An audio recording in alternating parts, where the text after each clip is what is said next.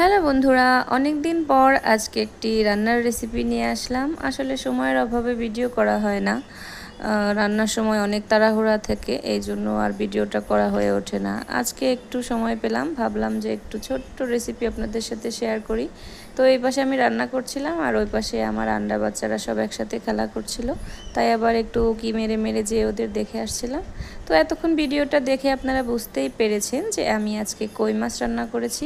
আবার অনেকে বলতে পারেন যে মাত্র 3টা কই মাছ রান্না করছে, কে খাবে, কার গালে দেবে। আসলে কি হয়েছে, আমার বাসায় হচ্ছে আমার মেয়ে বা মেয়ের বাবা এরা কেউ মাছ খায় না, শুধু আমার শ্বশুর মশাই আর আমি একটু মাছ খাই। তো একটু দুপুরবেলা দুইজনের জন্য একটু মাছের ঝোল করে নিচ্ছি। তো এই যে কই মাছটা কিন্তু একদম দেশি নদীর কই মাছ, আর মাছগুলো দেখেই বুঝতে পারছেন কত বড় বড়। তো আজকে আমি এই রেসিপিটা করব হচ্ছে ঝোল ঝোল করে একটা রান্না করব, মানে কই মাছের ঝোল যাকে বলা হয়।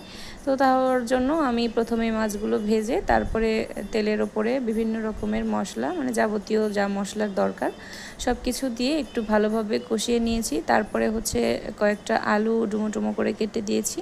তারপরে আলুর সাথে মশলাগুলো ভালোভাবে মিশে যাওয়ার পরে জল দিয়ে ঢাকা দিয়ে রান্না করে নিতে হবে। তো কিছুক্ষণ ঢাকা দিয়ে রেখেছিলাম, তারপরে হচ্ছে ঢাকনা তুলে আর একটু নাড়াচাড়া করে দিয়েছি। তারপরে আমি হচ্ছে মাছগুলো দিয়ে দিলাম। এবার হচ্ছে আরেকটু ঢাকা দিয়ে রান্না করতে হবে। এই দেশি কই মাছ যেভাবেই রান্না করেন সেভাবেই কিন্তু খেতে অনেক ভালো লাগে।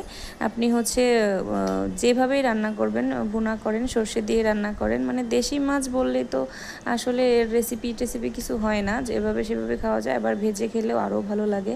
তো যাই হোক, আমার রান্নাটা প্রায় হয়ে এসেছে। এই যে আমার মাছগুলো দিয়ে আবার কিছুক্ষণ ঢাকা দিয়ে রান্না করেছিলাম, এবারে যে নামিয়ে নিলাম, আমার রেসিপি কিন্তু কমপ্লিট।